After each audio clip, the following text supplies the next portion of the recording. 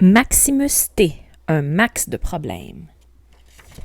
Par L.M. Nicodemo. Illustration de Graham Ross.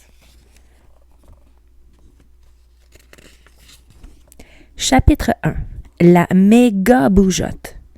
Maximus Todd se réveille en sursaut en ce lundi matin. Son cœur cogne dans sa poitrine. Ses jambes frétillent. Il a des fourmis dans les bras jusqu'au bout des doigts. Et dans sa tête, c'est tout un brouhaha. « Oh non !» gémit-il. « Je sens que ça va être une mauvaise journée. » Les mauvaises journées, c'est quand Max ne peut pas tenir en place. Il a la bougeotte, il gigote. Il saute partout comme un kangourou. Durant les fins de semaine ou les vacances d'été, ce n'est pas si grave, mais quand ça se produit un jour d'école, c'est un vrai désastre.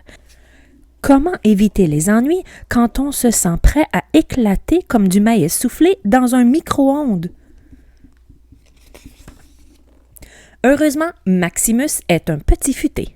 Il sait comment calmer sa méga bougeotte. Il va inventer un jeu dans sa tête.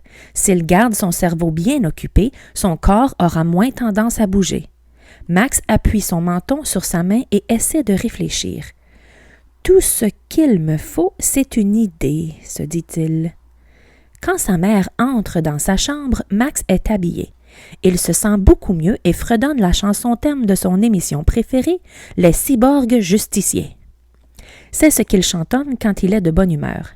« Da-da, doum, doum. Tu es déjà prêt? » s'exclame sa mère en lui donnant un câlin. « Veux-tu des rôtis et des céréales? » Max réfléchit quelques secondes. « Oui, ça serait génial! »« Quel enthousiasme en ce lundi matin! » dit sa mère en riant. « Merci, maman, » lui lance Max. « Je me sens vraiment bien. » Elle sort pour aller chercher Sarah.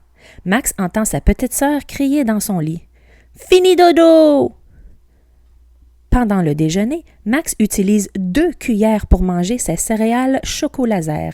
Il veut aller vite, plus vite que Papy, qui est déjà assis à la table et qui lit son journal. Généralement, le grand-père de Max ne parle pas beaucoup le matin. « Vous ne tirerez pas un mot de moi avant que j'aie bu mon café, » a-t-il l'habitude de dire. Aujourd'hui, c'est exactement ce que veut Max, qui espère avoir fini son déjeuner avant que Papy ait terminé sa tasse, rapide comme l'éclair. Sauf que le cliquetis des cuillères attire l'attention de son grand-père. « Hé, Max, calme-toi, tu manges trop vite, mon garçon. » Maximus lève les yeux de son bol presque vide. Il essaie de cacher une des cuillères sous sa serviette. « C'est parce que c'est trop bon. » Son grand-père grommelle, puis reprend sa lecture. Max recommence à utiliser ses 2 cuillères, mais cette fois sans tintement ni cliquetis. Une fois ses céréales disparues, il disparaît lui aussi. Chapitre 2. Le jeu secret. De retour dans sa chambre, Max suit les étapes de sa liste matinale. Chaque jour, il répète les mêmes gestes dans un ordre précis. Sinon, il se sentirait bizarre en dedans, comme un casse-tête auquel il manque des morceaux. Préparer mon sac, me brosser les dents, me peigner. Max se regarde dans le miroir en fronçant les sourcils. Il tapote ses cheveux, il les étire, il crache dans sa main et essaie d'utiliser sa salive pour lisser ses mèches rebelles. Ça ne sert à rien, ses cheveux se redressent aussitôt. Max hausse les épaules. « Me peigner? C'est fait. » C'est l'heure du serment solennel. À la télévision, les juges demandent toujours de prêter serment. Pour Max, ça veut dire que sa promesse compte vraiment. « Moi, Maximus Todd, » dit-il à voix haute, « je promets de répondre par une rime à chaque fois que quelqu'un m'adressera la parole. Je vais rimer mes réponses jusqu'à ce que la cloche sonne la fin des classes. Si je perds, je devrai donner toutes mes BD de Laserman, je le jure. » Max jette un coup d'œil à sa collection de BD. Elles sont empilées sur l'étagère, chacune protégée par une pochette en plastique. Il sort le tome 18, Laserman contre Destructo, et le serre contre sa poitrine. Perdre à ce jeu serait plus terrible que tout, encore pire que manger du brocoli. Il est l'heure de partir. Maximus ouvre la porte de sa chambre et observe le couloir pour s'assurer qu'il est désert. Inutile de parler à quelqu'un à moins d'y être obligé. « La voie est libre », chuchote-t-il sur un ton de conspirateur. « J'y vais !» Max dévale l'escalier. Dans le vestibule, il enfile ses souliers de course, prend sa veste et avance vers la porte. Soudain, quelqu'un agrippe son sac à dos. Il tourne la tête. C'est sa mère. Maximus pousse un soupir. Il sait que sa mère a toujours quelque chose à dire. « Pas si vite, mon gars! Tu oublies mon bisou! »« Ah ah, je le savais, » pense Max. Il lève les yeux vers le visage souriant de sa mère et lui sourit en retour. « Mais non, je n'oublie rien du tout! » Il plaque un gros baiser sur sa joue, puis sort de la maison. « Mouah! » Chapitre 3. La pire peste de la planète. « Phew, j'ai eu chaud, » pense Max une fois sur le trottoir. « Maintenant, je dois me rendre à l'école avant que... » La tape dans le dos qu'il reçoit le fait presque trébucher. « Salut Max, ça va? » Le salue Marie-Sophie de sa voix haut perchée hyper agaçante. Elle envoie sa longue queue de cheval vers l'arrière et ses cheveux frôlent la tête de Max. Elle l'a fait exprès. Max fronce les sourcils. Il y a 3 choses que Maximus reproche à Marie-Sophie Soucy. 1. Elle vit à quelques maisons de chez lui. 2. Elle est dans sa classe de 3e année. 3. C'est la pire peste de la planète. Il accélère le pas. « Salut, marmonne-t-il. Je suis en retard, il faut que je presse le pas. » Marie-Sophie accélère pour marcher à ses côtés. « Oh non, » pense Max. « On va regarder un film en classe aujourd'hui, » dit Marie-Sophie. « J'espère qu'il ne sera pas ennuyant.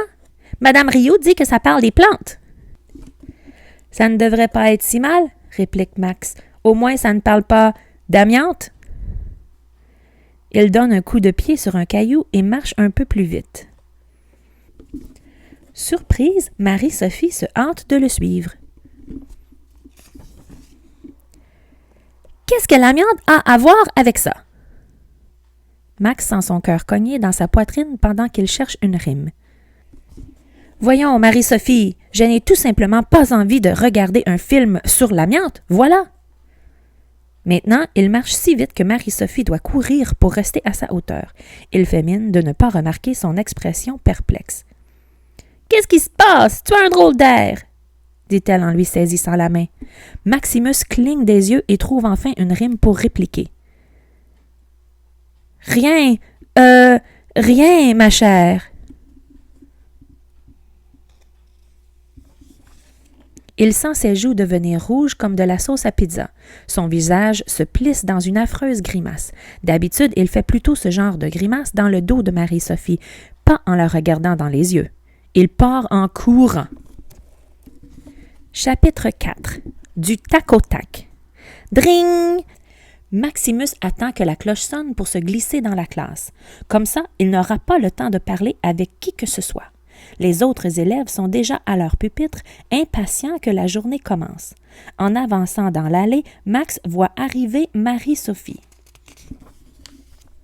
Elle lui sourit comme un chat qui aurait attrapé une souris. Cela le rend mal à l'aise. « Maximus Todd, tu es presque en retard, » dit son enseignante. « Désolée, Madame Rioux, ce serait une erreur de ma part. » Il s'empresse d'aller s'asseoir. La journée commence toujours par une chanson. Max se lève et chante avec les autres. Il sent sa méga bougeotte qui le démange. Alors, il agite les orteils à l'intérieur de ses chaussures. Tortille, frétille, ça n'aide pas beaucoup. Il doit se concentrer sur son jeu. Mais pourra-t-il rimer ses réponses toute la journée? Il est trop tard pour changer les règles. Après les annonces du matin, Maximus travaille sur une affiche de multiplication avec son groupe de maths. Ils ont décidé de dessiner une forêt pour illustrer la table de 8. Tout le monde travaille fort, sauf Max. Affalé sur sa chaise, il agite les jambes sous la table et attend que quelqu'un fasse un commentaire. Laurie Saulnier est la première à lui parler. C'est la meneuse du groupe, car elle aime dire aux autres quoi faire. Elle lui tapote le bras et demande « Pourrais-tu découper les feuilles pour les branches? » « Passe-moi les ciseaux, » dit-il en se redressant. « J'ai du pain sur la planche. » Max est lui-même étonné d'avoir trouvé une rime aussi vite. Laurie tend la main vers les ciseaux, mais elle ne les lui donne pas tout de suite. « Je vais te montrer, » dit-elle, comme si Max n'avait jamais fait de découpage. « Comme ceci. » Elle découpe le long d'une feuille déjà tracée. « Compris, » dit Max. « J'ai encore réussi, » se réjouit-il. Il découpe soigneusement pendant que Laurie regarde par-dessus son épaule. « On dirait que tu sais te servir de ciseaux, » déclare-t-elle avec son ton arrogant habituel. « Mais oui, » répond Max, « et c'est plus amusant que de coller des morceaux. » À l'autre bout de la pièce, le groupe de Marie-Sophie dessine des bocaux de bonbons sur une affiche. Pendant qu'elle colorie les bonbons, Marie-Sophie regarde Max. « C'est le temps de lui jouer un petit tour, » marmonne-t-elle. Elle se lève et s'avance vers la table de Maximus. « Hé, Max, aurais-tu un marqueur bleu? » Elle insiste fortement en prononçant le mot « bleu ». Elle a très bien compris à quoi joue Maximus. « Elle m'énerve, » pense celui-ci. Il aimerait tant que Marie-Sophie ne soit pas au courant de ses jeux secrets. Il y a quelque temps, Marie-Sophie a obligé Maximus à lui avouer la vérité à propos des petits jeux qu'il invente pour mieux résister à la bougeotte. Elle avait kidnappé sa figurine de Laserman. « Dis-moi un secret et je te la redonne. » Max a d'abord refusé, mais quand elle a menacé d'embrasser Laserman sur la bouche, il a cédé et lui a tout raconté. « Personne d'autre n'est au courant, » a-t-il expliqué en lui faisant jurer de ne jamais révéler son secret. Puis Marie-Sophie lui a demandé si elle pouvait jouer avec lui. Max était furieux. « Non, » a-t-il répliqué, « mes jeux sont compliqués et tu n'es pas assez futé. » Max se demande si Marie-Sophie veut maintenant se venger de son refus. Elle est plantée là, les mains sur les hanches, à tapoter du pied en attendant qu'il trouve une rime en « E ». « Laisse-moi vérifier, Marie-Chippie. Tiens, c'est ça que tu veux? » Il sort un marqueur bleu de la boîte et le lui tend. Il gonfle la poitrine et lui sourit. Marie-Sophie pousse un grognement et fait une nouvelle tentative. « Merci, je te le rapporterai quand j'aurai fini mon affiche. » Max plisse les lèvres. Qu'est-ce qui rime avec « affiche » ? Cette fois, il lui faut un peu plus de temps pour trouver une rime. « Ce n'est pas grave, tu peux le garder, je m'en fiche. » Il continue de découper ses feuilles en fredonnant d'un air insouciant. Marie-Sophie le foudroie du regard, puis retourne à sa table avec son marqueur bleu, dont elle n'avait pas vraiment besoin, bien sûr. Chapitre 5. Double rime. Lorsque la cloche de la récré sonne, Max se hâte de sortir le premier. La récré est un bon moment pour dépenser une partie de son trop-plein d'énergie. Afin d'avoir un répit de son petit jeu, il décide de suivre un plan très simple – éviter tout le monde. Malheureusement, les jumeaux Fernandez l'attendent près de la porte. « Hé, Max !» dit Louis en lui tirant la manche. « Viens avec nous. On va jouer au jeu des 4 coins. »« Oui, le jeu des 4 coins, Max !» renchérit Georges. « Ce sera amusant. » Max regarde ses copains. Les mêmes cheveux noirs, les mêmes lunettes, des vêtements assortis, c'est rigolo. En plus, ils parlent de la même façon. Georges répète tout ce que dit Louis, comme un écho dans un canyon. Un écho? Max reste bouche bée et son estomac se serre. S'il reste avec les jumeaux, il devra doubler les rimes. 2, 4, 6, zut! Il est dans un double pétrin. Il sautille d'un pied puis de l'autre, paniqué. Il doit trouver une réponse et vite. Coin amusant, coin amusant. « Je vois un ours au loin, il a l'air méchant !» lance-t-il d'une voix un peu trop forte. Louis prend une expression étonnée. Georges se tourne pour voir si Max a vraiment vu un ours. D'autres enfants l'ont entendu et éclatent de rire. Max s'en fiche. Il tourne les talons et s'enfuit à l'extrémité de la cour d'école. En atteignant la clôture, il se penche pour reprendre son souffle. Les jumeaux Fernandez ont failli le faire échouer.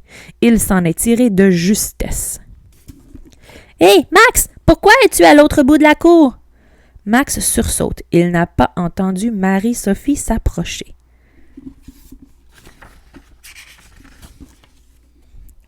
Et c'est reparti. « Parce que je ne veux pas que tu me tournes autour. » Avec un regard furieux, elle rétorque. « Je sais ce que tu fais, ce n'est même pas amusant. » Sans hésiter, Maximus invente une autre rime. « Donne-moi donc tout ton argent. » Marie-Sophie serre les dents. « Tu vas regretter de ne pas me laisser jouer, tu verras. » Max hésite un instant. S'il répond, Marie-Sophie va tout faire pour lui gâcher l'existence. Mais il ne peut pas se retenir. Il est sur sa lancée. « Pas question, Marie-Sophie, tu es une idiote qui sent le caca. » Il ricane et part de l'autre côté du terrain. « Tu veux la guerre, Maximus Todd? Tu vas l'avoir! » La voix de Max retentit au loin. « Noir, soir, abreuvoir! » « Tu veux la guerre? » Chapitre 6. Sur le grill. « Les enfants, annonce Madame Rioux après la récré, mettez-vous en équipe avec votre compagnon de lecture.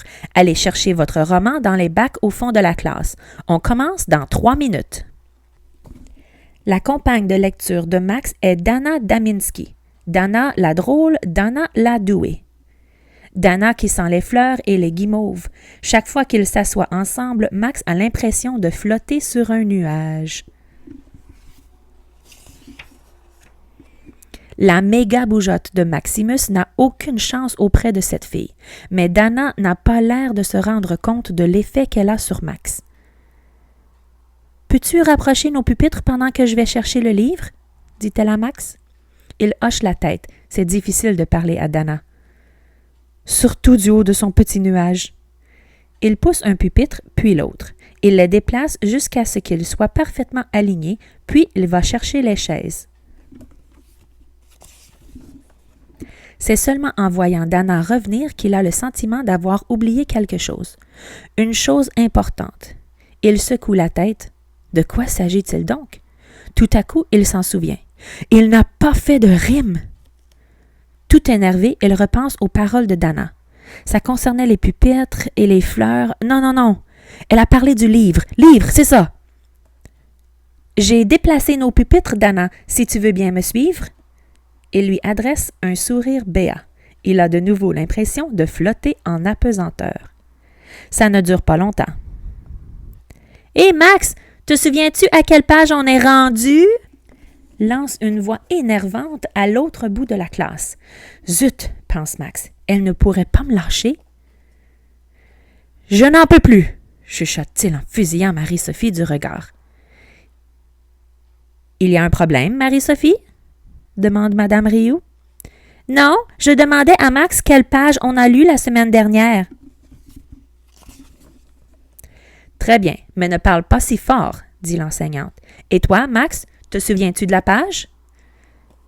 Maximus la regarde avec de grands yeux. Bien sûr qu'il s'en souvient. En fait, Dana pointe justement la page du doigt. Sauf qu'il ne peut pas la nommer, pas sans rime. Du coin de l'œil, il voit Marie-Sophie porter une main à sa bouche. Elle tente de réprimer son fou rire. Cage, paysage, trucage, visage, rien ne fonctionne. Tout à coup, une terrible vision apparaît dans l'esprit de Max. Devant sa maison, il y a une grande boîte sur laquelle on peut lire le mot « gratuit » rempli de toutes ses BD. Des centaines d'enfants se pressent sur le trottoir et dans la rue. Chacun saisit une BD en passant. Et en plus, ils jettent tous la pochette de plastique de collection à la poubelle. C'était la page 48, Madame Rioux, finit-il par dire en voyant que l'enseignante s'apprête à interroger quelqu'un d'autre. Tous les élèves ouvrent leurs livres. Seule Marie-Sophie attend en haussant les sourcils. Et ce roman n'a même pas d'image, bafouille Max. Madame Rio le dévisage. Maximus est convaincu qu'elle peut lire dans ses pensées. C'est vrai, Max, c'est incroyable qu'on ait réussi à en lire autant. Il faut lire qu'on lit depuis longtemps, réplique Max. Il enfouit la tête dans son livre dans l'espoir que Madame Rio cesse de lui parler.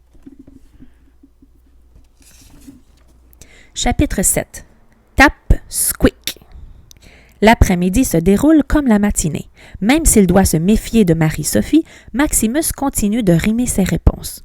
Chaque phrase, chaque dernier mot. Et comme il l'espérait, ce jeu lui prend toute son énergie. Fini la méga bougeotte. Au milieu du cours de géographie, Max éprouve une drôle de sensation. Il lève les yeux de la carte qu'il est en train de compléter et aperçoit Marie-Sophie. Elle se faufile entre les pupitres et se dirige tout droit vers lui. Encore! Elle ressemble à un serpent sinueux et sournois. Maximus lève aussitôt la main. « Madame Rio ?» L'enseignante est en train de corriger des devoirs. En la voyant lever la tête, Marie-Sophie bifurque et se dirige vers le taille-crayon. « Oui, Max, je peux t'aider ?» demande Madame Rio. Elle a terminé sa question par le mot « aider ». C'est facile à faire rimer. « Je voudrais aller aux toilettes. Pouvez-vous me donner la clé? » Madame Rio hoche la tête et lui tend la clé. Elle est attachée à un carton portant une image de toilette. Tenir ce carton le met toujours mal à l'aise. Mais cette fois, il le brandit comme un trophée devant Marie-Sophie qui fait semblant de tailler son crayon. Elle lui tire la langue. Une fois dans le couloir, Maximus éclate de rire. C'était amusant de voir la mine dépitée de Marie-Sophie. Et grâce à elle, il a une petite pause. Il décide de prendre son temps. Il s'arrête à la fontaine pour boire une gorgée d'eau. Il regarde dans les autres classes au passage. Il marche de côté, à reculons, puis saute à cloche-pied, juste pour le plaisir. Soudain, Max se fige. Il entend un drôle de bruit. Tap, squeak, tap, squeak. Des pas résonnent sur le plancher ciré. Et ce ne sont pas les siens. Quelqu'un approche, quelqu'un qui voudra peut-être lui parler. Il pivote aussitôt pour regarder une affiche sur le mur. Aimes-tu la mode? Participe au défilé de l'école afin d'aider à amasser des fonds pour les banques alimentaires. Peut-être que cette personne va passer sans lui parler. Peut-être qu'elle ne le remarquera pas. Tap, squeak, tap, squeak. Les pas se rapprochent de plus en plus. Max se penche vers l'affiche et ferme les yeux. Les pas s'arrêtent.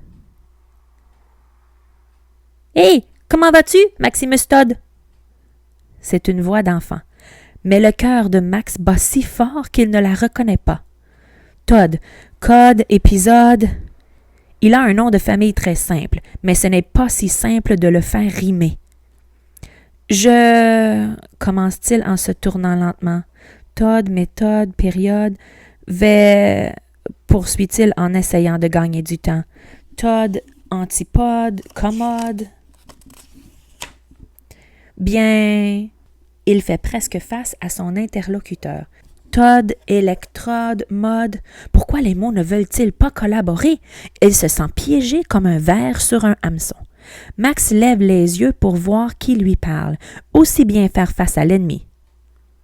C'est Rod Vanslow, un élève de 4e année. Todd, Rod! Rod! Conclut-il. Rod le salue du menton et poursuit son chemin. Max porte une main à sa poitrine en avalant sa salive. Quel coup de veine! C'est un miracle! Décidant de ne pas jouer avec le feu, il fait demi-tour et revient vers sa classe. Il ne s'arrête même pas aux toilettes. Chapitre 8. Prise au piège. Les feuilles de la Dionée attrape-mouche s'ouvrent pour attendre la visite d'un délicieux insecte. C'est la fin de l'après-midi. Comme l'a dit Marie-Sophie, Madame Rio leur présente un film sur les plantes, pas l'amiante. Tous les élèves sont attentifs et silencieux. Maximus se contente de rester assis en laissant son esprit vagabonder. C'est difficile de parler en rime sans arrêt, même si cela l'aide à se concentrer. Sur l'écran, un arc-en-ciel se dessine au-dessus d'une forêt. 3 rangées devant lui, Marie-Sophie se tourne pour lui jeter un regard méprisant. Il se demande pourquoi cherche-t-elle toujours une façon de le faire bafouiller et bredouiller. Veut-elle gâcher son jeu? Cette pensée lui donne la chair de poule. « Les enfants, vous avez bien travaillé aujourd'hui, » déclare l'enseignante. « Comme récompense, vous pouvez passer la dernière demi-heure dans le centre d'apprentissage de votre choix. » Les élèves se précipitent vers les différentes tables à l'arrière de la pièce.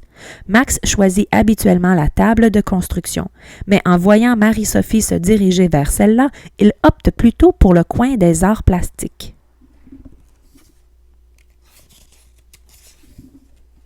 Pendant qu'il installe son chevalet, il sent qu'on lui tapote sur l'épaule. C'est Marie-Sophie. « Salut, Max! Je vois que tu fais de la peinture, toi aussi? » Max recule d'un pas.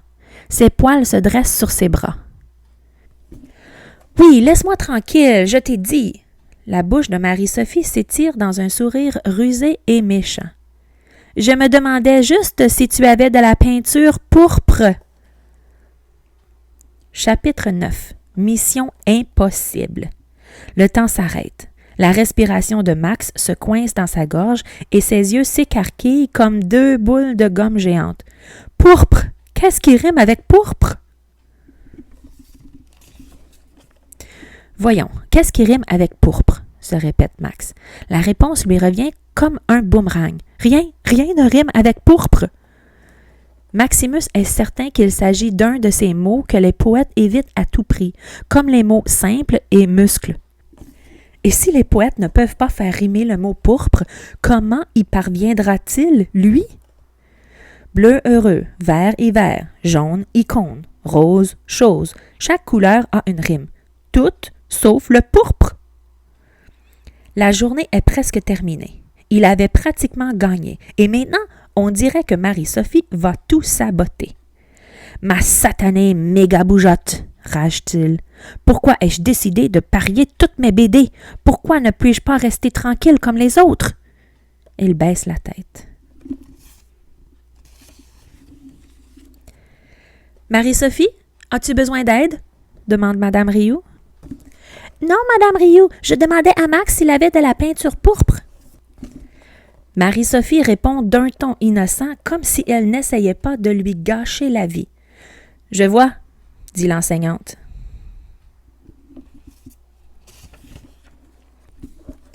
Elle regarde les pots de peinture de Max et ajoute « Max a seulement de la peinture verte, c'est tout ce qu'il faut pour peindre ses fougères, même si parfois leur feuillage sent pourpre. » Chapitre 10. Le roi des rimes. « Leur feuillage sent pourpre? » répète Marie-Sophie d'une voix étranglée. « Mais oui, » réplique Madame Rioux, « comme certaines fougères dans le film. Tu n'as pas écouté? » Maximus voudrait crier. « Non, elle n'écoutait pas, elle était trop occupée à me faire échouer. » Le film parlait de plusieurs plantes, explique l'enseignante avant de se tourner vers Max, dont les fougères. En pourpre, rime avec pourpre. Des feux d'artifice éclatent dans la tête de Maximus. Il a envie de hurler « Yahoo !» et de faire la roue dans la classe. Il a une rime. Il n'a pas perdu, finalement. « Je vais aller chercher la peinture pour Marie-Sophie, Madame Rioux, » propose-t-il en souriant. « Moi, je vais me contenter du vert. » Madame Rioux lui sourit. Elle a une drôle de lueur dans les yeux. « Se doute-t-elle de mon petit jeu? » se demande Max en la regardant s'éloigner. Il se tourne pour donner le pot de peinture à Marie-Sophie, qui n'a pas bougé. Seule sa bouche s'ouvre et se referme avec un drôle de clapotis. Elle a les joues toutes rouges. « Tiens, voici ta peinture, Marie-Chipi. Attention, ton visage sent pourpre. » Marie-Sophie sort de sa transe et lui arrache le pot de peinture. Max a l'impression qu'elle va exploser. Au lieu de cela, elle lève les mains dans les airs et déclare « Bon, j'abandonne, Max. Tu as gagné! Je me dégonfle! Max réplique en plissant les yeux. Parfait! Je suis content que ce soit fini. Et parfois, je ronfle. Ça va, Max, j'ai compris. Tu es le roi des rimes. Il brandit son pinceau comme un sceptre. Eh oui, dit-il en ouvrant un pot de peinture. Regarde, c'est du verre lime. Il éclate de rire et Marie-Sophie ne peut s'empêcher de l'imiter. Bon, je vais aller peindre, dit-elle quand ils se sont calmés. Puis elle ajoute, j'ai une dernière question. Est-ce que je peux rentrer avec toi après l'école? Max réfléchit. Marie-Sophie est aussi énervante qu'un essaim de maringouin. Pourtant, elle l'a aidé d'une certaine façon. Ses mauvais tours l'ont gardé sur le qui-vive, ce qui l'a aidé à calmer sa méga bougeotte. D'accord, mais ne fais pas la folle. Oh là là, dit-elle en levant les yeux au ciel. Ça suffit! J'adore le spaghetti. Quoi de neuf à l'école aujourd'hui? Demande Papy à Max. Il est en train de lui préparer une collation de craquelins et de fromage. Sarah est dans sa chaise haute et essaie de manger de la compote de pommes toute seule. « J'ai fait de la peinture, » dit-il. Il sort soigneusement son œuvre de son sac. « C'est beau, » dit Papy. « On va le mettre sur le frigo. »« c'est une plante, hein? »« Oui, Papy, une fougère verte, » répond fièrement Maximus. Il fixe la feuille au réfrigérateur avec des aimants et recule pour l'admirer. Ça s'intitule « Le roi des rimes ». Fin.